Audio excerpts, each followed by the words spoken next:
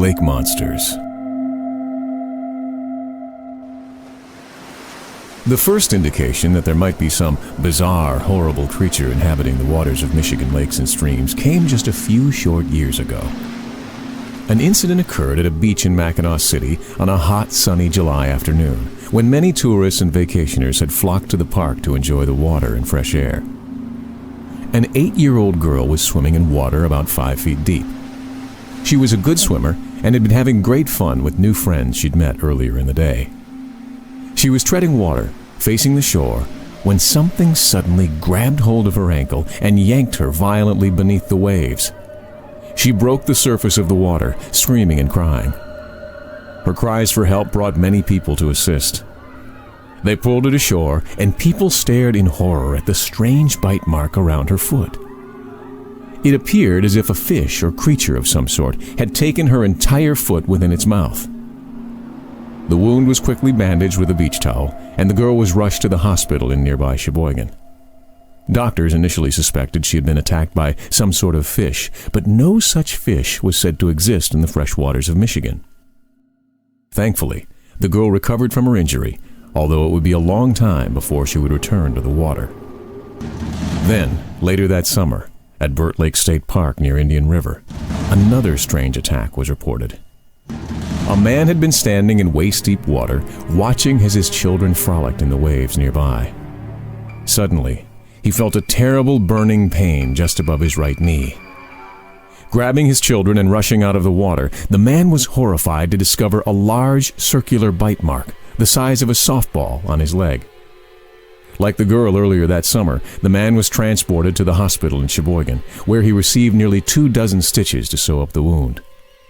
The story received attention in local news, including an article in the newspaper and a short mention on television.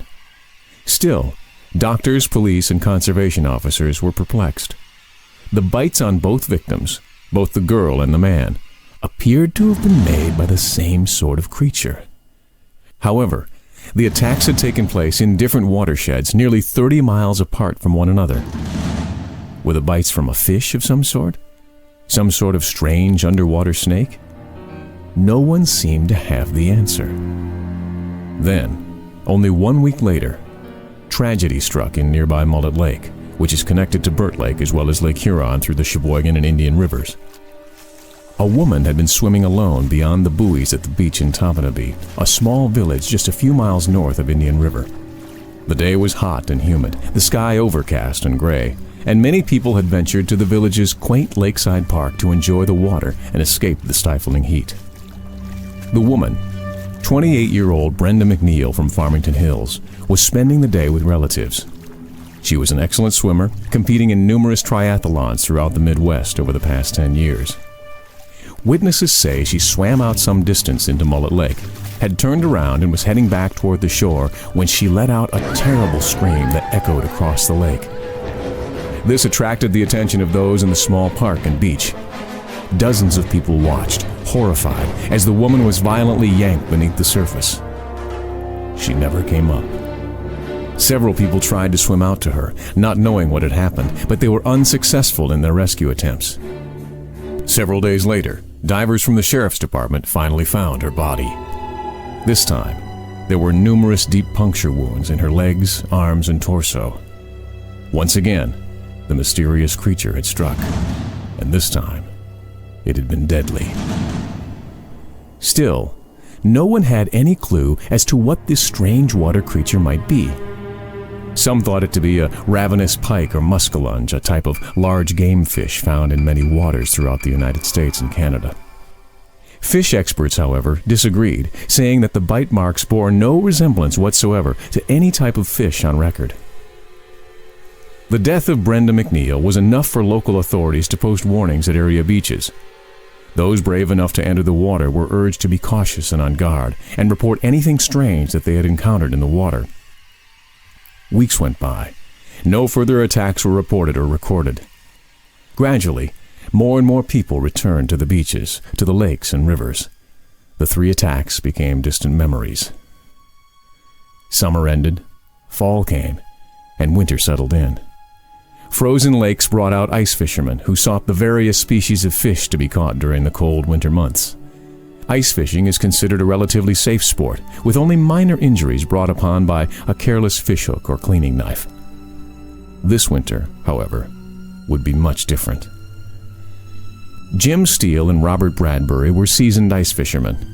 Both retired school teachers, they spent much of the winter months in a small ice shanty on Douglas Lake near Pellston.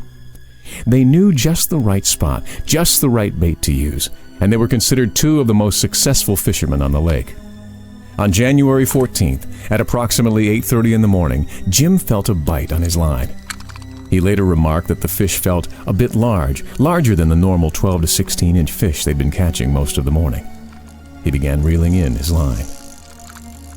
What happened next is a story that has been told and retold among not only fishermen, but many, many people who heard of the incident. Jim continued to reel in the fish, and it came closer and closer to the hole in the ice. Holding the fishing pole in his left hand, he reached out with his right to grasp the fish, which was a hefty 3-pound largemouth bass. As he did, however, something leapt up through the hole and latched itself onto Jim's arm, swallowing his entire right hand. Both Robert and Jim recalled that the creature appeared to be half snake and half fish, with enormous black eyes, nearly the size of golf balls. It was almost 3 feet long, with skin like an alligator, but it had no legs and only one small dorsal fin on its back. While Jim screamed and tried to shake the horrendous beast from his arm, Robert began hitting the creature with the only tool he had, a large, heavy flashlight. With the beast still attached to Jim's arm, Robert wailed away at the hideous, eel-like monstrosity. Finally, the creature released its grip. It fell to the ice in the shanty and wriggled back to the hole, vanishing before Jim and Robert could capture it. Jim survived the brutal assault and received 26 stitches in his lower arm and wrist. Once again, experts determined that the bite marks were the same suffered by the other victims of the previous year: the girl in Mackinac City, the man at Burt Lake State Park, and the unfortunate Brenda McNeil. Yet, as with previous attacks, none followed shortly thereafter, and the incident became fodder for tall tales and strange stories. No other attacks were reported that winter, or even the following months. A year went by, then another, and another. Then came last summer and the horrific terror it brought, a summer no one would ever forget. The first attack came on Memorial Weekend. The weather was perfect. Sunshine, temperatures in the low 80s, and many people were out on the lakes, rivers, and streams, taking advantage of the spectacular conditions. By now, most people had forgotten about the bizarre attacks that happened only a few years previous. Most people thought that whatever the creature was, it was now gone. They were wrong. The Brickman family from Sterling Heights had arrived at their summer home on Mullet Lake. The plan was to spend the weekend on their new pontoon boat, relaxing, swimming, and touring around the lake and the popular inland waterway, a series of connecting rivers and watersheds. The abundant sunshine and warm weather promised a perfect 3-day getaway. On Saturday morning, Mr. and Mrs. Brickman prepared sandwiches and snacks.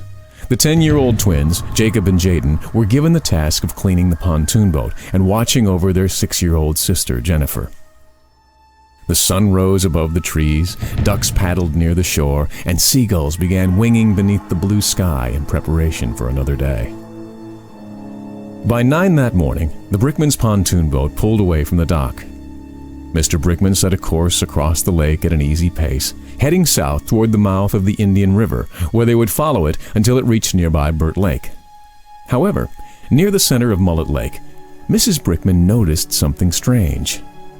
An aluminum fishing boat appeared to be empty, drifting listlessly on the flat surface. There was no sign of anyone in it. Mr. Brickman altered the course of the pontoon boat. As they approached the smaller aluminum vessel, their suspicions were quickly confirmed. The boat was, indeed, empty. What's more, there appeared to be a long streak of blood along the outside of the boat. While this seemed strange, Mr. Brickman was certain there was a logical explanation. Perhaps the boat had been moored to a dock and had somehow broken free and drifted into the lake. And the red stain on the side of the boat? They couldn't be sure if it was blood, as it could simply be a smear of red paint. But that's when little Jennifer saw something in the water something moving just beneath the surface, swimming toward one of the pontoons. At first, she thought it was a fish. The creature was dark in color, about 3 feet long, tube-like, and about as big around as a medium-sized coffee can.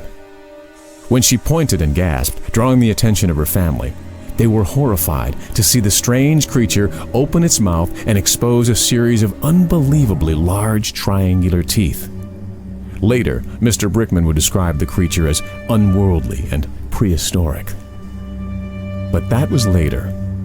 What was about to happen in Mullet Lake, and many other lakes across northern Michigan that hot, sunny May day, would be something many people would remember for the rest of their lives.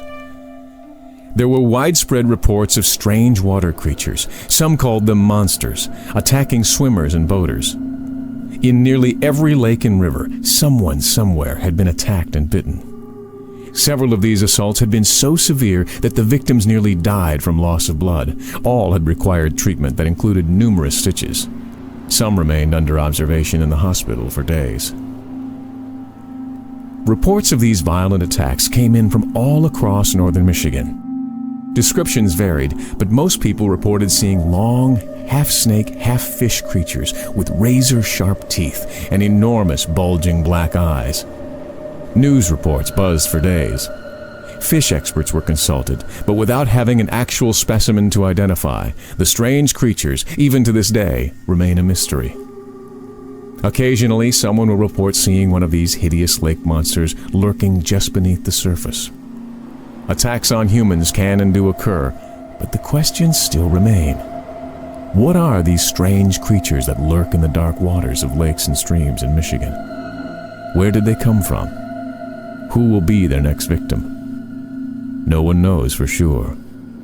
But one thing is certain. In lakes and rivers all across northern Michigan, strange beasts are lurking. Creatures no one can identify. Bizarre lake monsters that are waiting, stalking the waters, searching for their next victim.